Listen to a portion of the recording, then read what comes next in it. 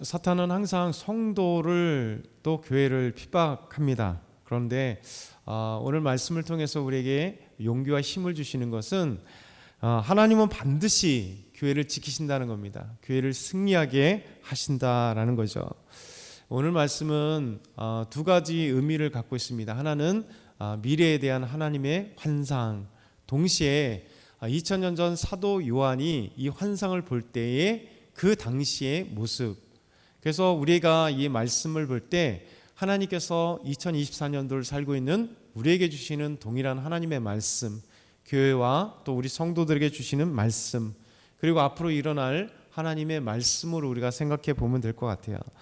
그래서 하나님은 반드시 사탄의 위협 가운데서도 우리 교회와 그리스도를 지키시고 또 우리에게 승리를 주신다는 이 확신을 이 말씀을 통해서 우리가 보길 소망합니다. 그 첫 번째는 결국 사탄이 쫓겨난다. 오늘 말씀하고 계세요. 우리 10절 말씀 다시 한번 크게 읽겠습니다.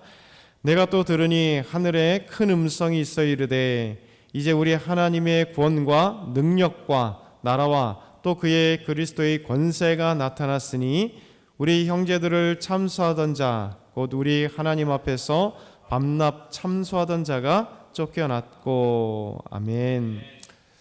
사도 요한이 큰 음성을 듣게 됩니다. 그 음성을 하늘에서 큰 음성이 들려오는데 이제 우리 하나님의 능력과 권세와 또 나라가 또 그의 그리스도의 권세가 나타났다. 그러니까 하나님의 능력과 예수 그리스도의 그 권세로 말미암아 무엇을 이기게 되냐면 사탄을 이기게 된다는 거죠. 그러니까 우리의 그 이김의 근거가 뭐냐는 거죠. 이김의 근거는 우리의 지식도 아니고 우리의 힘도 아니고 우리의 능력도 아니고 우리의 직분도 아니고 우리의 돈도 아니에요. 가장 중요한 것은 우리 교회와 그리스도인들이 사탄을 이길 수 있는 힘은 오직 하나님의 능력과 권세와 그리고 예수 그리스도의 그 권세로 말미암는다라고 말씀하고 있는 거죠. 그러면서 그 하나님의 능력과 권세가 나라와 그리스도의 권세가 나타날 때 우리 형제들, 그러니까 우리 형제들은 곧 우리 교회를 얘기하는 겁니다. 그리고 우리 믿는 사람들을 얘기해요. 우리 교회와 믿는 사람들, 하나님을 믿는 사람들에게 이 하나님의 능력과 권세와 나라와 그리스도의 권세가 나타날 때에 참소하던 자, 밤낮 참소하던 자, 이 참소라는 말은 우리를 고소한다는 거예요. 고발한다는 겁니다. 누구에게요? 하나님께. 마치 욥기에서 우리 하나님께서 너가 세상을 두루 다니다가 의로운 욥을 보았냐, 욥을 보았냐라고 얘기할 때 이 사탄은 하나님께 끊임없이 고소하고 나쁜 말을 합니다. 내가 보긴 봤습니다. 그런데 그 욥이 하나님께 그렇게 의롭고 신실할 수 있는 이유가 있지 않겠습니까? 이렇게 동일하게 하나님은 그를 칭찬하시지만 사단은 욥을 칭찬하지 않아요. 무슨 하나님이 복을 주시고 좋은 걸 주시고 건강 주시고 잘 되기 때문에 하나님 앞에 그렇게 의롭고 하나님께 예배를 드리는 거 아닙니까? 이렇게 얘기를 하잖아요. 이게 바로 참소입니다. 참소. 사탄은 우리를 끊임없이 다른 나쁜 것으로, 교회를 나쁜 것으로, 그리스도인들을 나쁜 것으로 계속 비방하고 또 하나님 앞에 그렇게 올려드리려고 해요. 그래서 하나님은 결국 우리 형제들, 곧 교회와 믿음의 사람들을 우리가 승리케 하는데 이 참소하는 자, 항상 밤낮 참소하는 이 사단 가운데서 결국은 하나님께서 우리의 힘과 능력이 되시고 그리스도의 권세로 말미암아 우리가 그를 이기게 된다는 거죠. 하나님이 결국 이 참소하던 자를 쫓아내신다 이렇게 말씀하고 있어요. 그래서 그리스도를 또 교회를 핍박하던 이 사탄이 하나님에 의해서 쫓겨나게 된다. 이 쫓겨났다는 것은 곧 우리의 승리가 되는 거죠. 우리 형제들의 승리가 되는 것. 11절에 보면 또 우리 형제들이 어린 양의 피와 자기들이 증언하는 말씀으로 그를 이겼으니 그들은 죽기까지 자기들의 생명을 아끼지 아니했도다. 그러니까 우리 형제들이란 곧 교회를 얘기하고 하나님을 믿는 믿음의 사람들이라고 얘기했잖아요.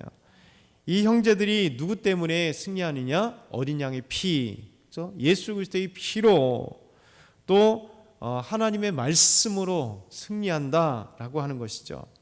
우리의 이김은 다른 것이 아닙니다. 바로 예수님 때문에, 우리 하나님 때문에 우리가 승리하고 이기는 거예요.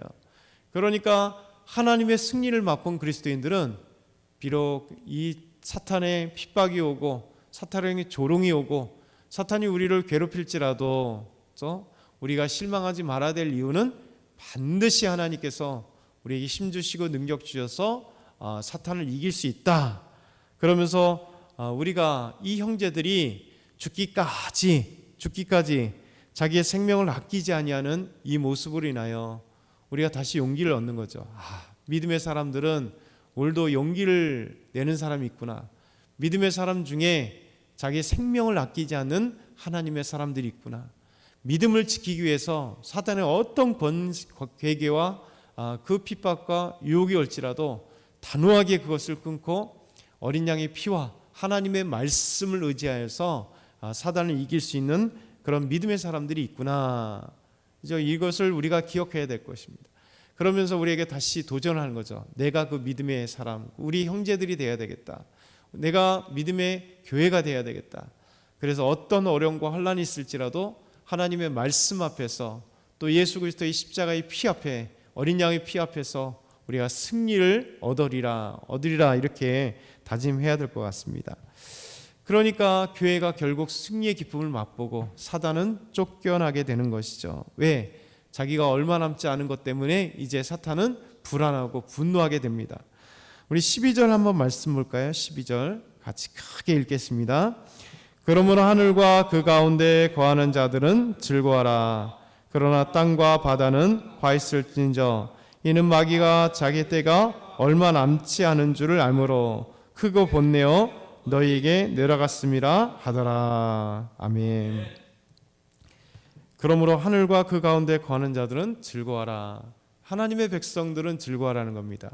지금 이 시간 우리 교회에서 우리 모든 성도들도 사단이 우리에게 어떤 위협이 올지라도 예수 그리스도와 하나님이 우리에게 힘과 능력을 주심으로 이기게 한다는 사실 때문에 기뻐하고 또 영원한 하나님의 천국이 전에 마지막에 일어날 이 환난 가운데서도 하나님이 교회를 지켜주시고 우리 믿음의 사람들을 지켜주신다는 거예요. 그래서 사단이 마지막으로 최후의 발악을 할지라도 하나님이 승리하게 하게 하시니 그들이 기뻐하는 겁니다. 그때 이 승리 우리는 기뻐하지만 이 사탄은 이제 이 용은 두려운 거죠. 자기의 때가 얼마 남지 않았기 때문에 분노하면서 발악을 하게 됩니다. 이렇게 말씀하고 있습니다.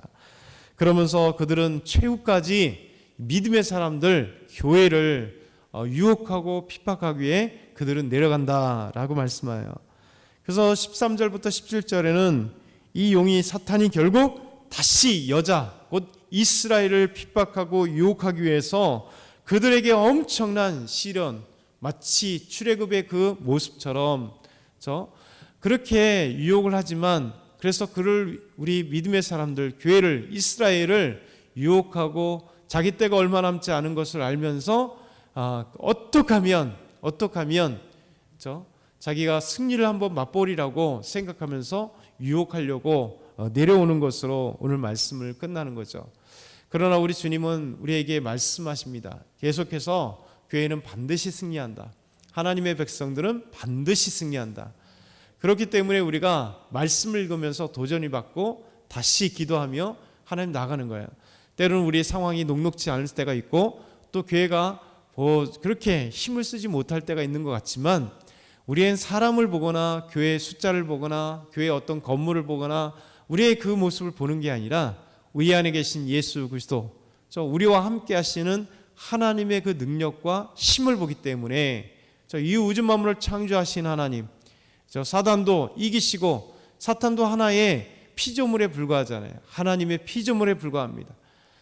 그래서 하나님께서 이 사단의 어떤 괴계 이것을 이길 수 있습니다. 오늘도 이 말씀을 기억하면서 우리가 하나님의 말씀 가운데 승리하며 또 힘을 얻으며 오늘도 우리에게 닥쳐온 모든 환난 가운데 또 우리의 상황 가운데 우리가 믿음으로 승리하는 저와 여러분이 다 되길 소망합니다.